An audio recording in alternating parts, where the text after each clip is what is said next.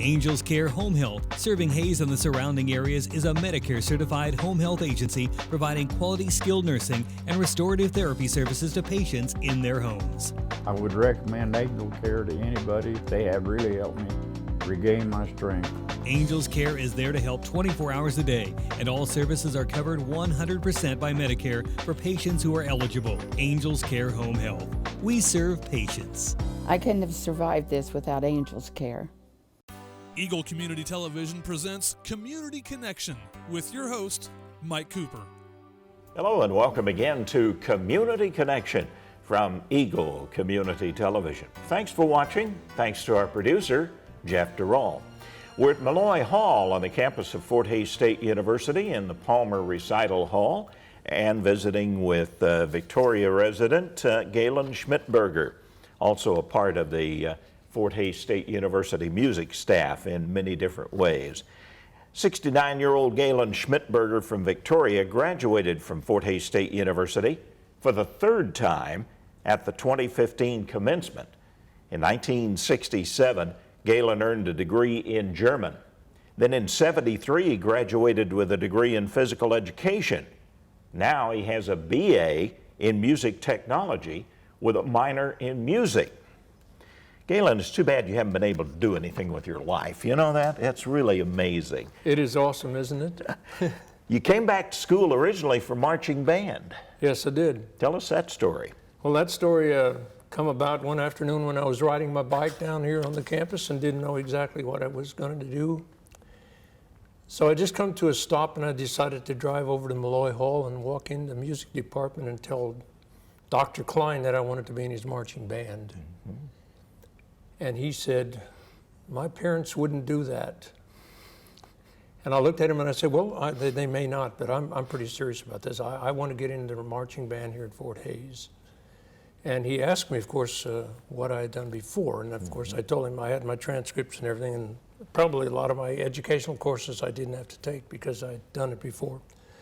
So that was 11 o'clock in the morning. So he told me, come back at 2 o'clock, he says, and I'll pull up your transcript and we'll go from there. So I go in there back in at 2 o'clock, and he has the band director of the marching band sitting in there. He has my advisor sitting in there and himself. And I'm thinking, oh my, what's going to go on here? So there was Dr. Rolls in there, my advisor, and Dr. Elaine Weaver, the marching band director, and Dr. Klein. And of course, Dr. Klein says, well, he said, that's 1 hour of marching band that you'll get for, that'll be your credit. He said, can you do anything else? And Dr. Rolls, of course, asked me, he said, you want to get involved in theory of music, or do you want to be in a chorus of some sort, or you play an instrument? And this all rolled and rolled and rolled. Before I knew it, I was enrolled in 12 hours of music, theory and marching band. And they asked me, of course, you have to have a major instrument. And they said, what do you play? And I said, I play the saxophone, but I want to learn how to play the clarinet. Mm-hmm. So here I am taking clarinet lessons from Dr. Pisano, who's been a great inspiration to me all these years. And here I am. And this music career actually began back when you had military service, didn't it? Yes, it did. I went into the Army in 1967. And of course, after our basic training was over, a couple of sergeants came into the camp one day, or into our company of men, and asked us, is there anybody interested in maybe getting into marching bands here on the bases, or going to marching band school or the School of Music? Mm-hmm. And man, I thought, God, well, why not? So I said, yes, I play the saxophone. I wouldn't mind auditioning for this. So the sergeant says, come on over to the music building. He said, and I'll have an audition with you. So I go over there, and he asked me to play maybe a C scale and read a couple of notes. And he said, play a scale or two. And I did, and that was it. And he said, oh, you won't have any trouble at all. He said it. So naturally, I got involved in the School of Music after my basic training. The first day I went into the School of Music, out of basic training, I had a clarinet instructor who was going to be my saxophone teacher and clarinet. He said, well, play me an E-flat scale with the relative minor and see how that works for you. And I didn't have any idea how to do that. There was no way. I just kind of stumbled through this stuff and didn't know. And he said, well, how the heck did you even get here? He says, you don't know how to play a scale. You can't you can't read music. He said, you can't sight read well at all. He said, you won't even get through the school. He said, I guarantee you that. He said, you'll have to learn all your scales, and you'll have to learn how to sight read. He said, you won't be able to do that in 5 months. No future. No future at all. Huh? So I said, okay, I'll give it a try. So here we go. 5 months later, of course, they told me, that I probably wasn't going to make it through graduating at that school. But I had worked on my scales. I mean, I knew those suckers back and forth. It's just the way it was. I just practiced 70 hours a week to learn those things. But so anyway, I took the option of going into the military police. So I did that instead of being in the music department. But I kept practicing my saxophone down in the Canal Zone in Central America, where I was stationed for 2.5 years. And that's why that's where the musical thing came. And I'm still playing the saxophone. We always enjoy your work along with Joe Dolezal at Oktoberfest, of course, and a lot of the other venues for the barbershop chorus, and you guys do the warm-up for the barbershop show and such as that. But then you went to Fort Hays State and chose clarinet. And that kind of put you out of your comfort zone a little bit, didn't it? Yes, it did. But it only put me out of that comfort zone for just a little bit, because I go into my first clarinet lesson, and of course Dr. Pisano's there and kind of looking at me, wondering how I chose the clarinet and I, for one thing, didn't know exactly that the lower register of the clarinet is just totally different than the lower register of the saxophone. I thought they were just going to all be the same. And then we got a bunch of ledger lines in the lower portion of the treble clef, which I never ever read in my life and didn't have any idea about what I was doing. So we get through the first lesson, and I'm sitting in my practice room after I leave her room. And all of a sudden, there's a knock on the door, and I look up, and it's Dr. Pisano, and she says, "You need to come to my clarinet choir tonight at 7 o'clock." And I said, "What do you mean?" I said, I can't even play that stuff. You just heard me. There's no way. She says, "You need to come to my clarinet choir tonight at 7 o'clock. These people are pretty good salespeople, aren't they? She was pretty insistent, about me, insistent about me and being there. And I finally got the message. I said, "Okay, I'll be there." And I go in there that night, and of course, she has all the chairs lined out and has my chair there, and put me in the third part of the clarinet, where I had to read those lower register and lower ledger notes of the clarinet in that particular. So that was the beginning of something that was pretty neat. Well, and then here comes Brad Dawson, Director of Jazz Studies at Fort Hays State University. Hey, Schmidtberger, maybe it's time to audition for jazz band. Yeah, he mentioned that to me about the second day of school when I started. It was on a Tuesday when he said this, and he said, "Our auditions are Thursday afternoon at 3:30. He said, "Just come on down from wherever you're at, and it's in the band room." So I'm sitting up in my practice room on Thursday, and it's about 3:40, and I think, oh my God, I missed it. So I ran down with my saxophone. The trumpets were all just coming right out of the band room. They had auditioned first. And one of the trumpet players said, "Saxophones, you guys are next." So I kind of went in there easily and there were, I think, 12 chairs or 13 chairs sitting in there. Mm-hmm. Every one of them was full of a saxophone player except the last one, and Brad had already, he had figured it all out. I mean, he's right on the ball. So he knew that if I didn't show up at that chair, I wasn't interested, but he had the chair ready for me. So I walked in and sat down at that particular chair. And he had us play some scales, and had us read some music, and had us sight read some music, and these kind of audition type techniques. I walk out of there and I'm thinking, by God, there's no way in heck that I'm ever going to be in a jazz band here. The next day, of course, there's a post on the bulletin board, and here I am in Jazz 2 playing at tenor sax, and I thought, oh my God, but it was great. It was the greatest thing that ever happened because I was so fearful of these things, Well, yeah. I used to be afraid of music, was your quote. I can't believe that. Afraid of it in the sense that, you can't quite read it as well as you want. Mm-hmm. And then when you get involved in the college work and when you have to learn oral skills, mm-hmm. and you have to start listening to music, and then you have to follow the chord progressions as they really theoretically have to be played. Boy. That was the fearful thing about it. That puts you out of your comfort zone in a hurry, yes, it did. And jazz band, or marching band, though. Perfect attendance for 4 years for rehearsals and games. heat, rain, cold, anything else a marching band does. 4 years, Yes. perfect attendance. That's amazing.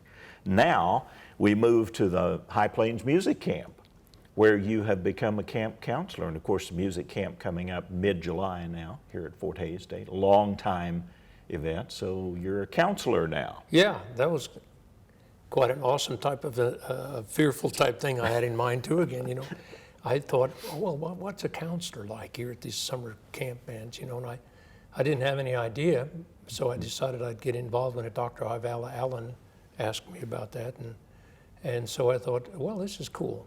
We'll go to Wiest Hall and we get to stay for a whole week, and all the young kids, high school kids, junior high kids are all there.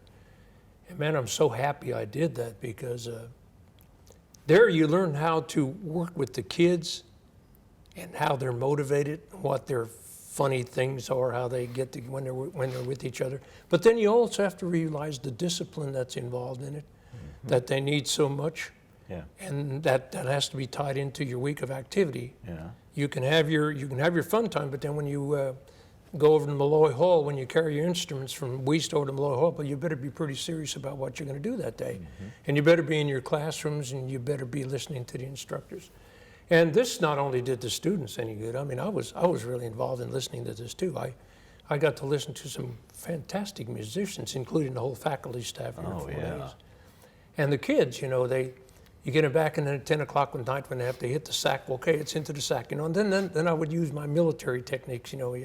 Get to bed, get up in the morning, make the bed, get your stuff, get your room in order, keep it in order all week so you don't have to be walking into a jungle of mess, you know, Saturday morning when your parents are here wanting to pick you up. So I enjoyed that very much. Fun, but discipline as well. Yeah. Which is a good combination, I think, Right. for these kids. Okay, so you're retired now. Gives you a chance to do some performing, as we mentioned with Joe. You're playing, you're composing and arranging now. I like to rearrange songs that I've sung all my life, you know, and try to publish them in a manuscript of some sort, you know, that I've never done before. And it looks like at least this can be sold, you know, it can be brought out to the public where they can play these kind of things. You know, take some John Denver songs or some Roy Orbison songs or some Everly Brother tunes that have never really been published. And in this day and age, you don't really see that much anymore. Yeah. Or instrumental music like Yakety Sax by Boots Randolph, you know. Just from my own personal enjoyment to rearrange that, put it into a score that the orchestra might be able to play with you, you know, that's things. And if you didn't have enough to do, there's always the Trinity Methodist Church Choir in Russell that you can direct. Right, exactly. And that was a fantastic opportunity for me to get over there and direct a choir, you know, from Dr. Ivala Allen. Of course, she knew the person who was accompanying her students through Dixie Thompson, who was a parishioner over there, and also the piano and organ player at the Methodist Church. And I fell into really a bed of roses over there, because there's about 12 or 15 really polished singers there. And you don't find that too often. Yeah. When you get there and you can just go in there and you can start directing, and everything sounds good and everything is sung well, and people are pretty excited about the fact that someone's up there directing, which they didn't have before. They did, but the guy retired. But boy, for me, that's been just a lot of fun. And then taking Dr. Crowell's, you know, instructional techniques that he taught us in one of the classes. It's been pretty exciting. Vocal music director here at Fort Hays. So, Galen, in all of this music career that you've had over these long time that you've worked with music, what's the message here? The message for me, for anyone out there who's interested in doing what they really, really like and what they've missed if in their whole life, if they get into situations like they do, and I think everybody has those situations. Don't ever let that slip by you, because that morning when I turned my bike around over there on the quad and drove over to Malloy Hall, I was just about as scared as I'd ever been in my life. But it's the things that you're most fearful of that you're being called to put your effort into, and that's the message here. Don't ever let that pass you by. Well, I'm glad you turned that bike around, because for those of us who've enjoyed your music over the years, It has been phenomenal. You brought so much joy and pleasure to us in just listening to Galen Schmidtberger. Thank Whether you. it's sax, clarinet, or directing choirs, Thank you very much. we appreciate it. Appreciate that too. Galen Schmidtberger from Fort Hays State University and the Department of Music at Malloy Hall, our community connection.